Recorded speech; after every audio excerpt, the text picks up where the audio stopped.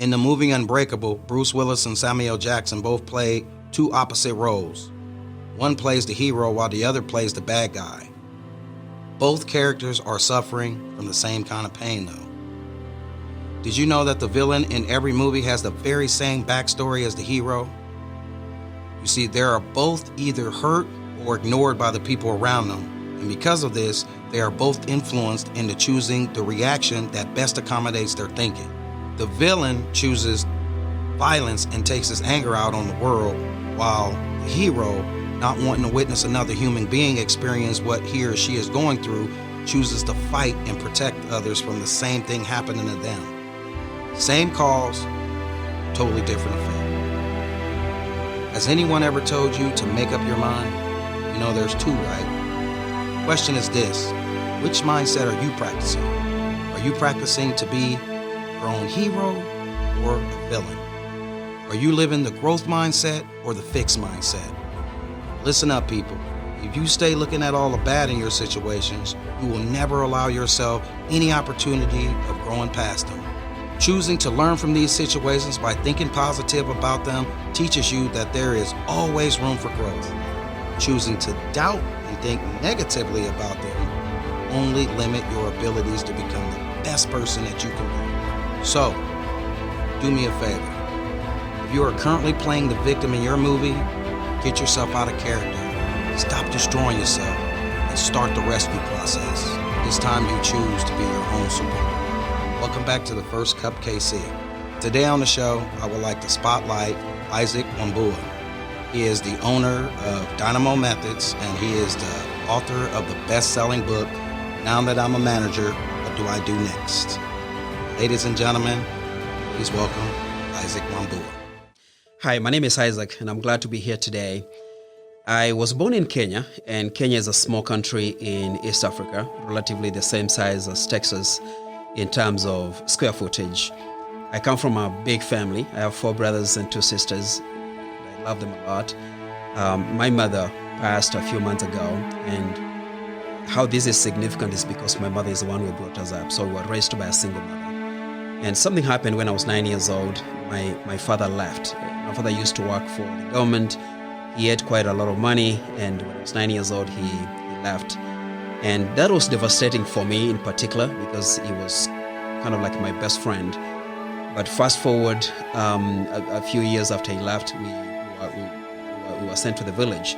And when you think about the village, is a place where you don't find a lot of resources. It's a place where food is hard to come by.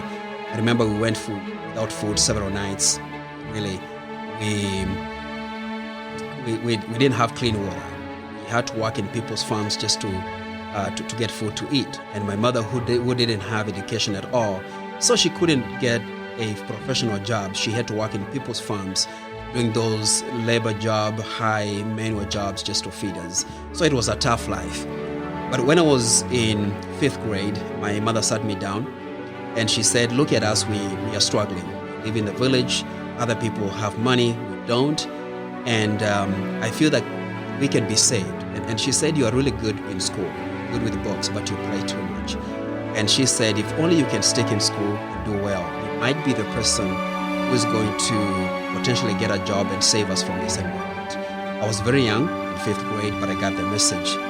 And then when I was in 6th grade, something else happened. My English teacher, Mr. Nathan, called me and he said that, Isaac, I see a lot of potential in you. Of course, I didn't know what potential meant, but he explained to me, he said, I see something in you that's very, very special. I know your situation. I know you come from a poor family, and I would like to help you. He said, I'm going to teach you how to read and write, how to speak English. And he said the first step that we are going to take is that I'm going to give you this book. And he gave me a small book called Across the Bridge. And he said, I want you to read that book and understand every single word in that book. And he gave me a dictionary. I read that book cover to cover. I memorized that book. And something happened as I continued reading this book and several other small books as well. I noticed that my vocabulary was improving. My communication skills were getting better.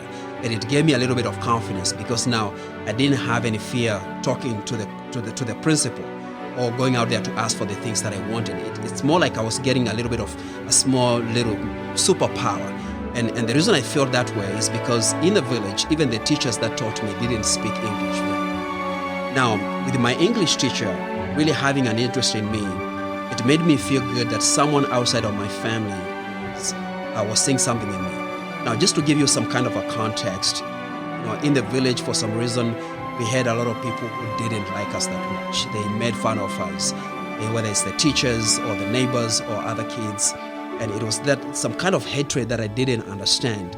And I remember one time, my brother David, that I come after him, we were coming from school and we passed by the small market, and there were a few men and women that were sitting outside a coffee shop.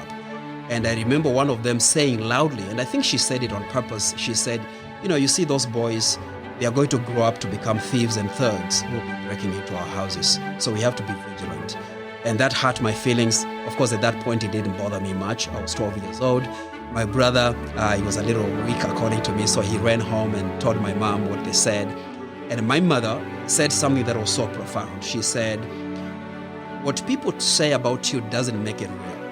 And she also said, seasons come and seasons go. Now we are struggling, but at some point we are going to be in a better place. You guys just have to stay the course. And again, I got the message. So fast forward, I was able to get done with primary school, which I did very well. And I went to high school, and I did well in high school. I got a chance to go to a public university in Kenya, and I became an engineer. And then right after I was done, I was so happy I got a job. And I said, finally, I'm going to take care of my mother and help my brothers and save us from all this trouble. So I got a job, but something happened.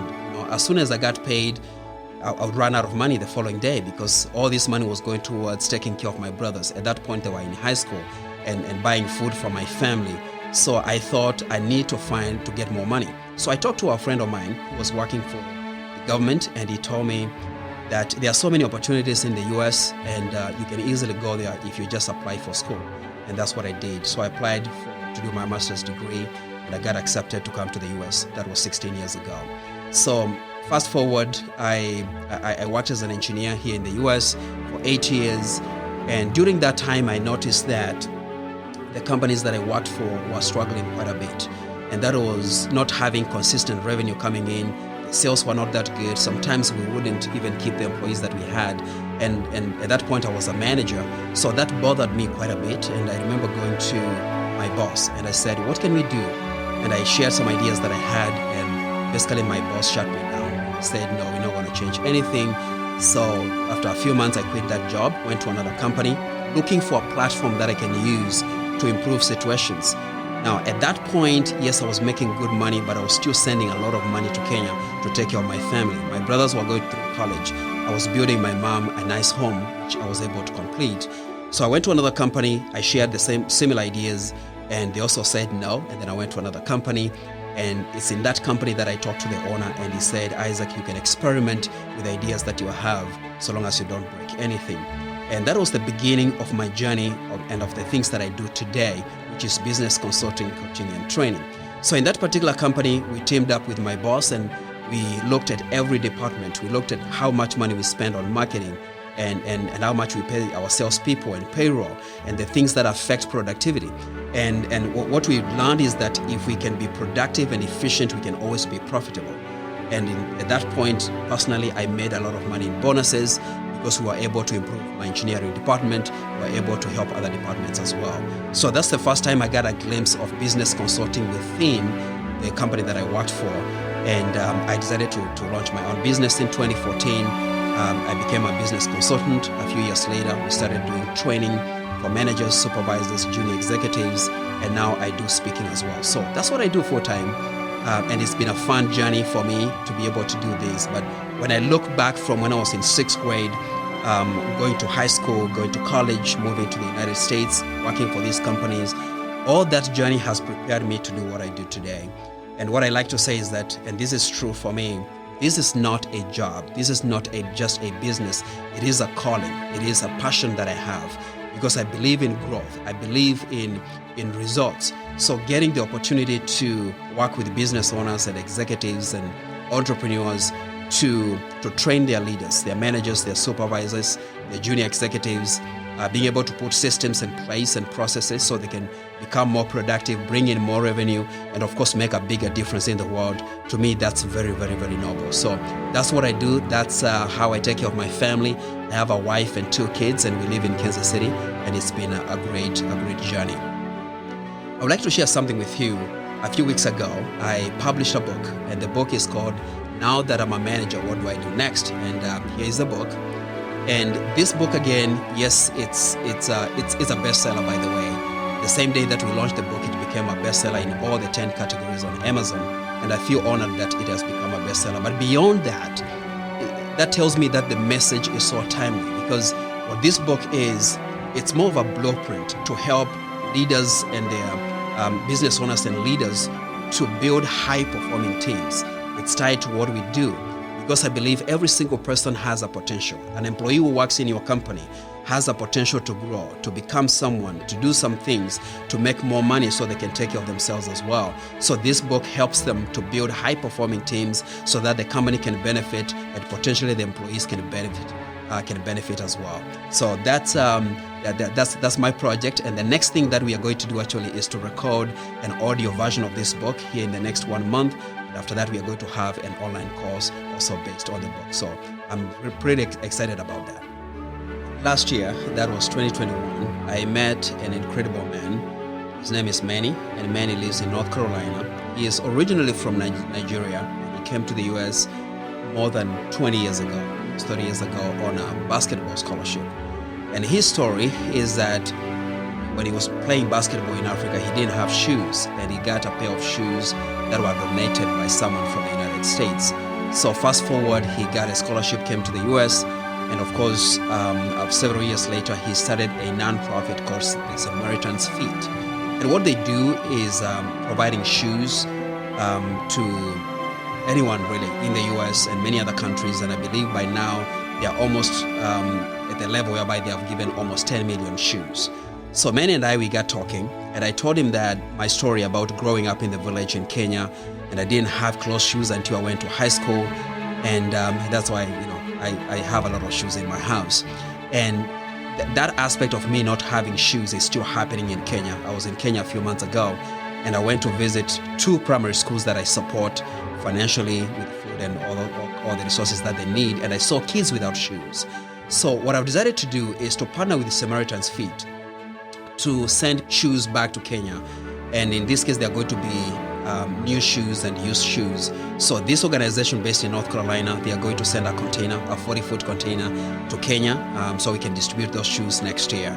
And that's one of my main initiatives right now. I'm talking to my friends to help me raise money. I need $25,000 to send a 40-foot container. Samaritan's Feet, they are going to collect the shoes. They have agreed to do that. And then we'll send that container. My wife and I will fly out to Kenya, distribute those shoes to the kids, get to hang out with them, and help them to grow. And hopefully they'll be able to, of course, get good education through the primary schools that they are in and get to succeed like us today. So that's my next project that I'm doing. In our business, we do coaching, consulting, training, and speaking. And like I mentioned, it's a calling that we have. It's a mission that we are on to help as many people as possible. We make a difference through training leaders and executives. So if you're out there and you're looking for training for yourself or for your company, you can go to our website, dynamomethods.com, and you can check out the programs that we have. You can go on social media, search for my name, Isaac Wambua, and you can get to connect. Really, our social media platforms are connected to our websites as well. And thank you so much for watching The First CupkC. Once again, that was Isaac Wambua. I hope you guys enjoyed this episode of The First CupkC, and I hope you enjoy the rest of your day. And as always, stay positive.